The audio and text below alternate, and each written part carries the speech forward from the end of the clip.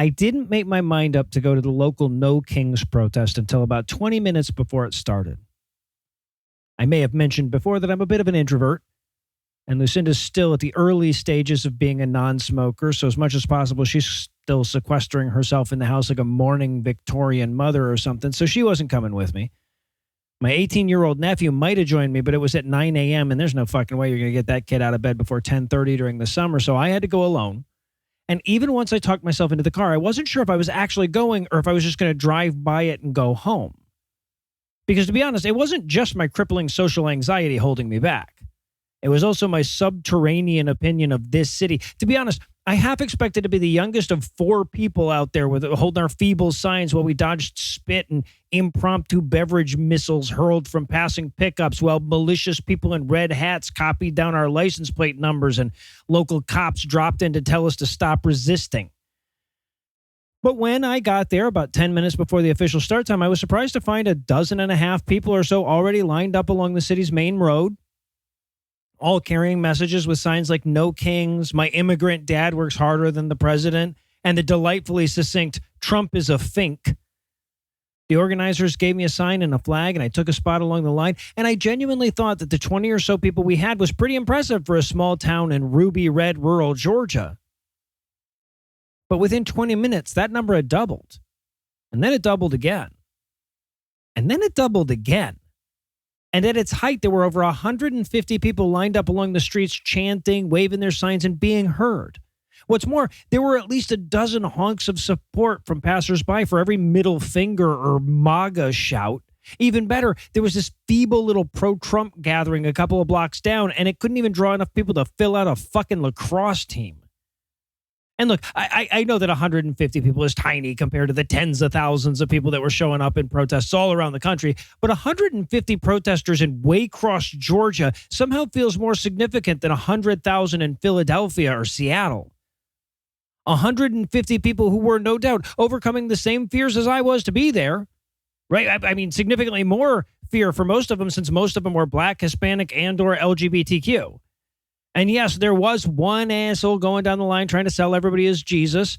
Apparently he saw a line of people protesting against tyranny and oppression and thought, well, obviously those people aren't my religion yet. But with that one exception, everybody I met was a stellar reminder of why these parts of the country are still worth our time and our effort.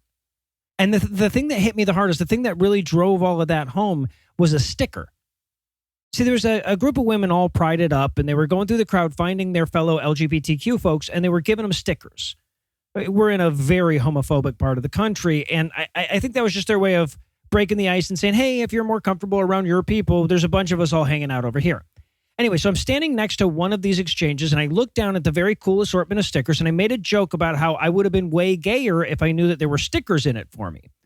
So the chick who's handing them out, she gives me a sticker for making her laugh, and the sticker, which I quickly affixed to my No King sign, was shiny, sparkly silver, and sort of a heavy metal font, and it just said, "Y'all means all." And I got to be honest, as silly and trite as that message is, it damn near brought a tear to my eye because it perfectly encapsulated the lesson of the day for me.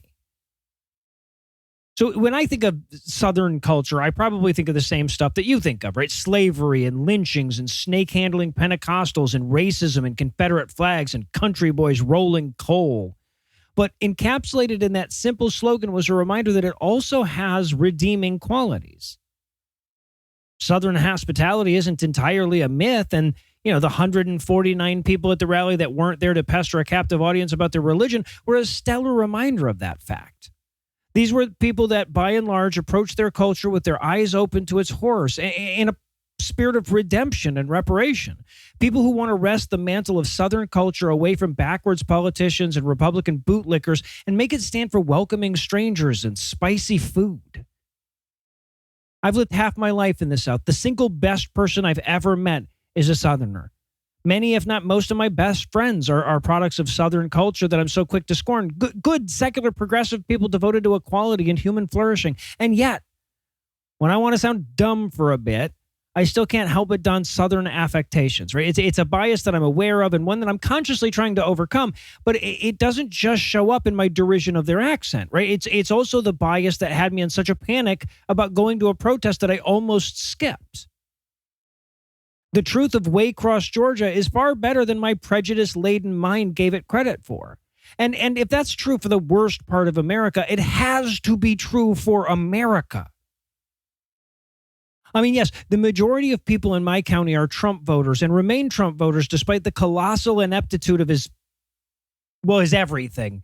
But there are genuinely good people who are still fighting to shift the river down here. And a lot of them were too old to reap any of the real benefits from the changes that they're trying to make. So they have to be doing it out of the goodness of their hearts.